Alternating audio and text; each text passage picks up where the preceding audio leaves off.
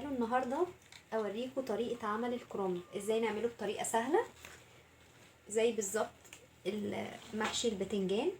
مفيش حاجة اسمها مش هنعرف نعمل محشي الكرومب. معايا حلة بتغلي على النار اهي، حط فيها معلقة كمون. تعالوا بقى نشوف على ما المية بتاعتنا تدي غلوة نشوف هنقطعها ازاي. اول حاجة بسم الله بنقطع كده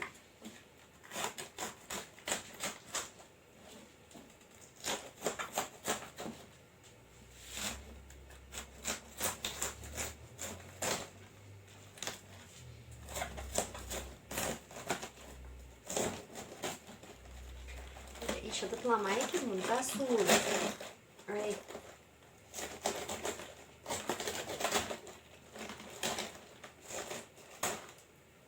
كده دي اول خطوة. قدامك بقى طريقتين، يا اما هتحطيها زي ما هي يا اما هتنزلي ورقة في قلب المية وتطلعيها. تتحط يا دوبك تدخل جوه المية وتطلع على طول، ما نسيبهاش ان هي تتهري. هنبدأ كده بسم الله.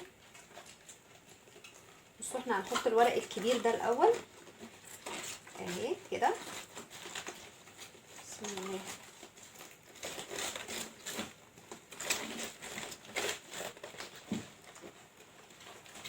طبعا انا الورق اللي تحت ده اقول لكم هنعمل بيه ايه كده بسم الله.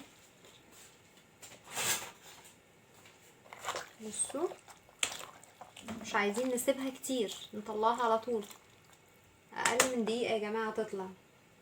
نجيب بقى حاجة مصفى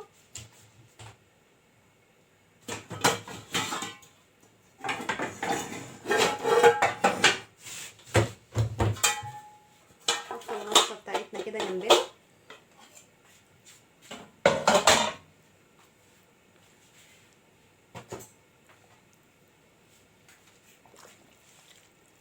انا هفصل معاكم الفيديو عشان ما يطولش قوي، وهنبدأ ان احنا نطلعها. انا خلاص هطلعها وارجع لكم تاني. لو انا بقى هعملها كلها يعني هنزلها كلها في الحلة بتاعتي، لازم الاول اقيس الحلة بتاعتي هيدخل جواها الكرومبايه ولا لا. دي كرومبايه صغيرة، بصوا بننزل بوشها كده الاول.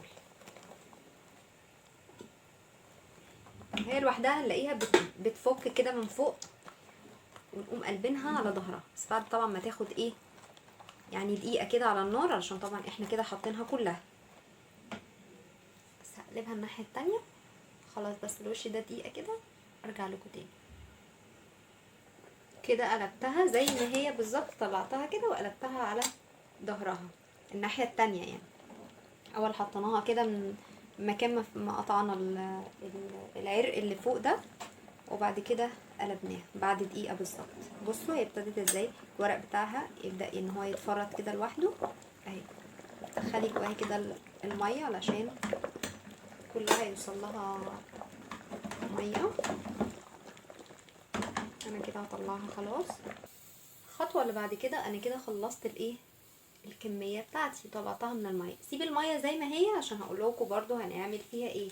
نقطع الايه يعني بنسيبها ورق كده ونشيل العروق دي. اوكي اهي من كل الورق بقى، بس هي عشان سخنة.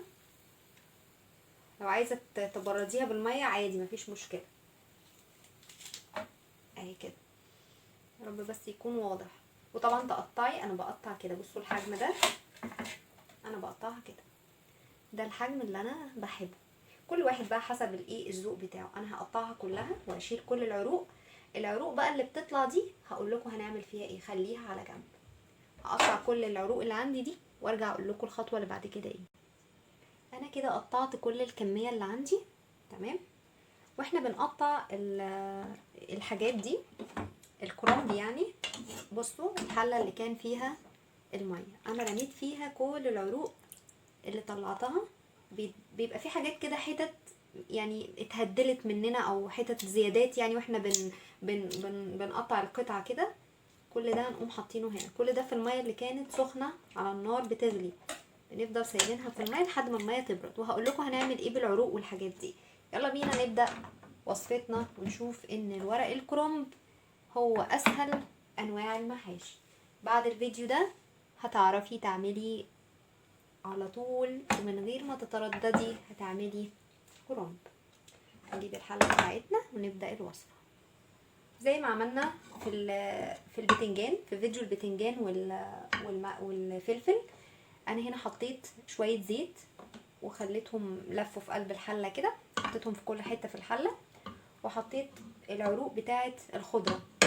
معايا بقى هنا معلقه كمون هتتحط كده، ومعايا ليمونه هنعصرها كده، نقوم مقطعينها زي قطعه كده اهو.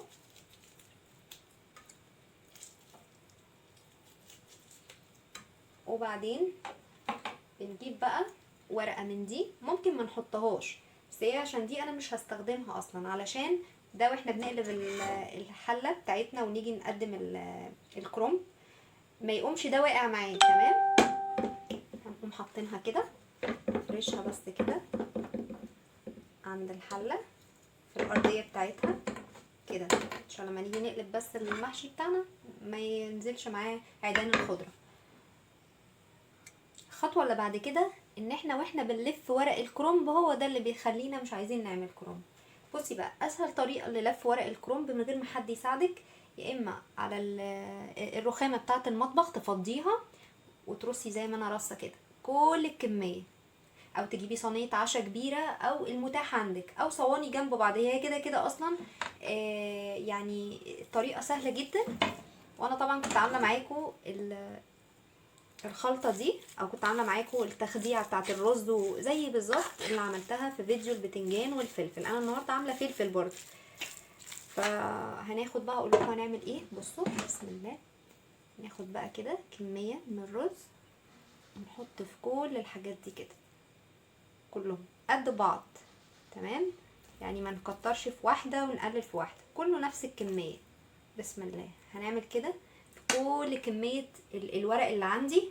وبعد كده هنبدا اقول لكم نعمل ايه.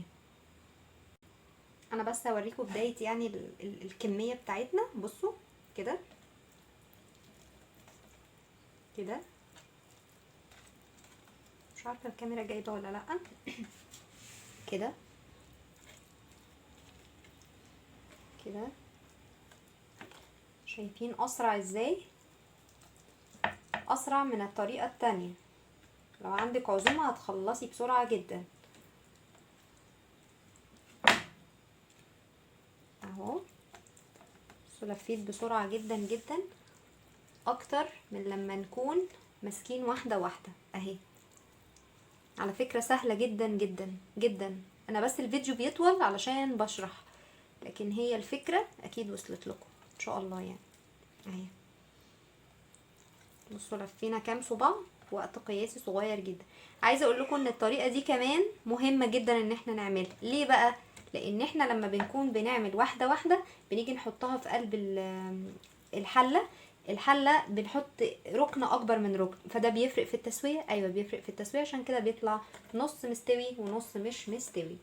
هكمل انا بقى الكميه بتاعتي كلها وارجع اقول لكم هنرص الحله ازاي. خليكم معايا. بصوا انا خلصت بكل الكميه في وقت بسيط جدا. بصوا والله يا جماعه مفيش اسهل من كده. طبعا انا بعمل كميه فلفل كبيره انا عارفه، بس انا بحب الفلفل الرومي ده قوي، وجبت منه تقريبا يجي 3 كيلو. معرفش ليه، علشان كنت بدور على اللي هو الاخضر في احمر ده، مش عارفه ليه بيلفت نظري يعني. ما علينا، الفيديو بتاع الفلفل بالطريقه اللي انا بعملها بيه هتلاقوه في فيديو البتنجان. يلا بينا بقى اوريكم رص الحله بتاعه الكرنب، عشان الكرنب يعني ان شاء الله نضمن ان هو ما يطلعش مش مستوي، يعني يطلع مستوي معانا ان شاء الله.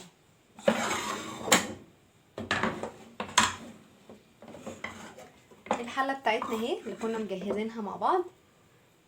نمسك بقى كده بسم الله، شايفين اهو كده، نضغط عليه كده ونبدا نرص قد بعض. يعني ايه قد بعض؟ يعني هنمشي صف اهو كده، نكمل الصف لاخره، ما نحطش عشوائي يا جماعه اهو. اهو كده ندوس على طرفه كده من هنا، ويا ريت. وطبعا انا برضو نسيت اقول لكم ان ورق الكرومب للبنات اللي لسه بتتعلم الكرومب وكده، الكرومب ملوش عدله زي الورق العنب، يعني بتعمليه على اي جهه، يعني دي او دي عادي، الاتنين زي بعض اهو كده. طبعا انا الفيديو انا عارفه ان هو بيطول في المحاشي والحاجات دي، بس غصب عني انا ببقى عايزه اوصل لكم الفكره كامله، وعايزه اقول لكم ان هي بتبقى يعني مفيش حاجه اسمها ما بنعرفش نعمل. بصوا احنا خلصنا الصف كده، نكمل نفس الطريقه في الجنب بقى هنا كده بالشكل ده اهو كده. انا مش عايزه افصل الكاميرا علشان تاخدوا بالكم انا بعمل ايه اهو كده. بنضغط عليه كده، واحنا كده كده اصلا حاشينه كويس يعني، بس احنا بنضغط عليه كده ونبدأ نرص الرصة بتاعتنا اللي ان شاء الله هتطلع كل الحلة اللي فوق مستوي واللي تحت مستوي، كل حاجة هتبقى زي الفل اهي. لو مشيتي بالخطوات دي تلاقي الدنيا معاكي سهلة جدا. هكمل بالطريقة دي ونرجع اقول لكم بقى طريقة التسوية. بكده نكون خلصنا رصة المحشي بتاعنا، وخلصت الفلفل الفظيع ده اهو. على ما الشوربه بتاعتنا تجهز تعالوا بقى اقول لكم على البقايا دي اللي احنا سبناها في الميه اللي كنا بنسلق فيها الكرنب. نجيبها كده ونقطعها عشوائي كده، القطع بقى اللي احنا عايزينها كده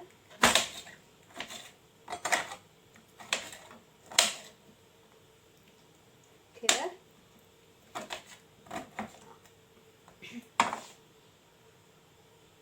نقطعها كده وهقول لكم هنعمل ايه. معايا هنا بقى معلقه ملح، نص معلقه شطه، ومعايا نص او معلقه كمون. هندلق كل ده هنا كده. نجيب ربع كوبايه خل. على فكره الميه دي مكان ما طلعت الحاجات دي من الحله كده.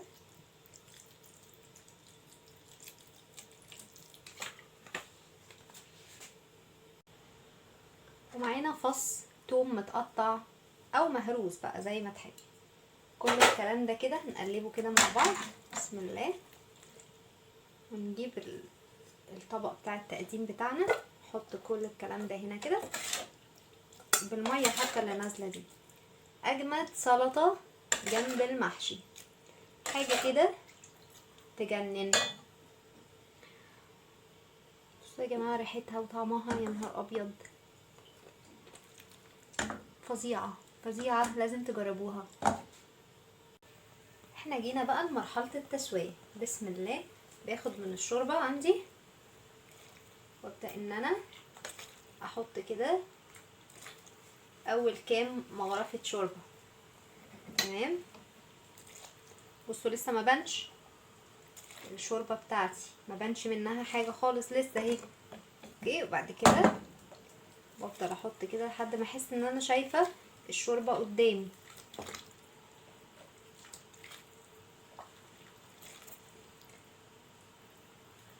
وبعدين اضغط جامد كده الحله كده علشان اضمن ان الشوربه دخلت جوه المحشي كله اهي.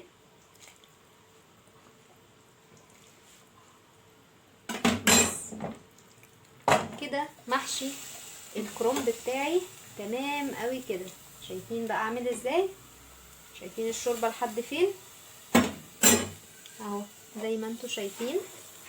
هبدأ بقى احطه على نار عالية جدا. انا حطيته اهو على النار وهغطيه اول 10 دقايق لحد ما المية بتاعتي الشوربة بتاعتي تتشرب، وبعدين هوطي عليه. ما نفتحش عليه خالص حتى لما نحس ان يعني الحلة بتاعتنا يعني احنا عايزين نفتح ونشوف هو مسك في الحلة لزق يعني او كده. لا ما تقلقيش، هو اول 10 دقايق ما تفتحيش على الحلة وعلي النار خالص، وبعد كده بعد 10 دقايق نوطي النار تماما ونسيبه بقى يستوي على نار هاديه.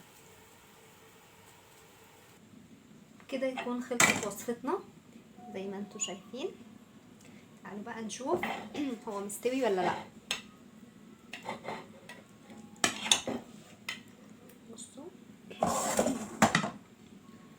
ولا اتفك ولا اي حاجة خالص. بسم الله. الرز اللي جواه مستوي كله زي بعضه نفس السوا. ودي السلطة بتاعتنا اللي عملناها في الفيديو، ومقدمين كمان الشوربة بتاعتنا. اتمنى يكون الفيديو عجبكم. بعد الفيديو ده بقى المفروض ان احنا نكون خلاص بقينا نعرف نعمل كرنب. اتمنى يكون الفيديو عجبكم. ما تنسوش تعملوا لي لايك وسبسكرايب عشان يوصلكم كل جديد. باي باي.